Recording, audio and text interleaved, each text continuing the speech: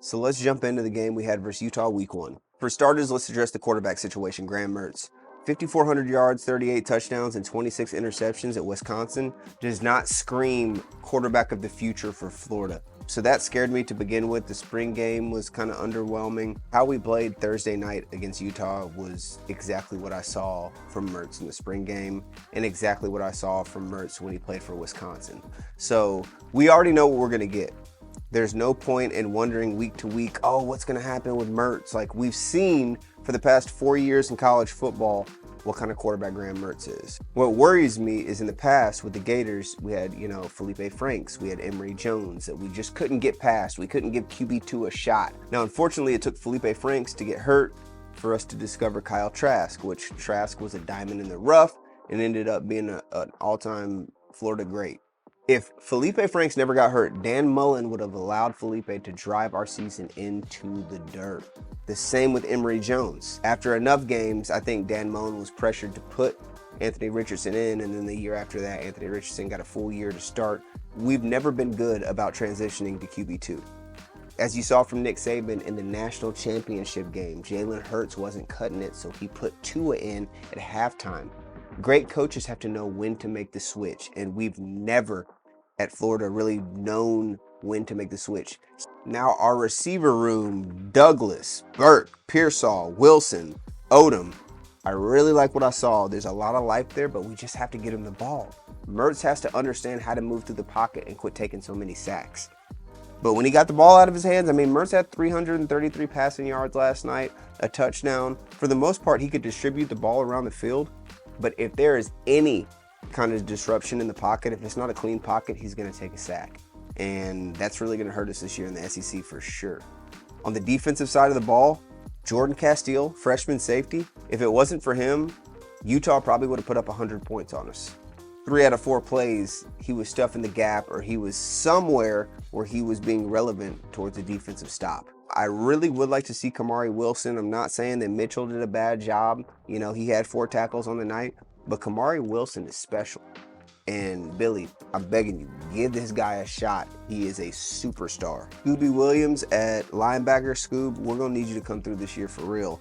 From what I saw last night, you were all over the field. I just think that whole linebacking group just needs to clean it up. Honestly, in the game against Utah last night, I felt like we were playing with no linebackers. Kind of like we just had a D-line and a secondary. Anything that they wanted to run against us across the middle, they could run it uncontested. In the SEC, that's going to kill us, guys. This was just Utah. And I know they're ranked number 14, no disrespect to Utah, but we play week in and week out in the SEC some really difficult offenses. And if we can't have a linebacking core that's present, we're going to be in a lot of trouble. So takeaways from week 1 in the Florida Gators, we're going to have to clean the quarterback play up. This is the scariest situation we've been regarding a quarterback, I think personally, in the last 10 years. This is terrifying. We have a really good receiver room, 3 really good running backs. If we can't figure out what to do with the offense, we're really in trouble. Defensively, we just need our linebackers to show up. The defensive line, I feel like, did a great job. Our safeties, Castile in particular, did an amazing job. I'm really excited to see how he progresses throughout the season. But our linebackers were non-existent. We played without linebackers last night. We just had a D-line and secondary.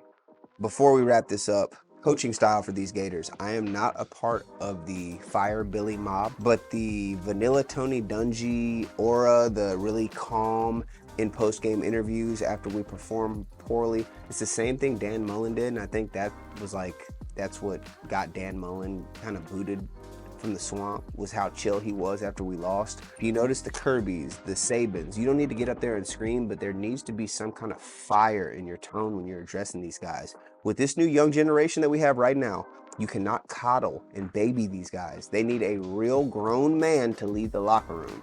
So unless we turn it around, unless we quit trying to be buddy-buddy with all the players inside the locker room and all this shit after practice, what's your favorite food or what's your favorite jerseys? Who cares? Let's get back to football. For the most part, go Gators. I'm always be proud to be a Gator. I just want to see a couple little improvements. Now, I was getting my phone blown up last night by some of my Georgia Bulldog friends talking all kinds of shit. And I just want to remind you guys that the University of Georgia has the weakest schedule in college football history this 2023 season. And whoever is responsible for creating this schedule deserves to be put in federal prison. There's nobody on your schedule that's going to contest you until you see Alabama in the SEC championship. So Georgia fans, stop it. This schedule's horrible. Y'all should skate through. If you don't win the national championship this year, y'all are terrible. Georgia has the most talented roster that I personally feel in college football right now.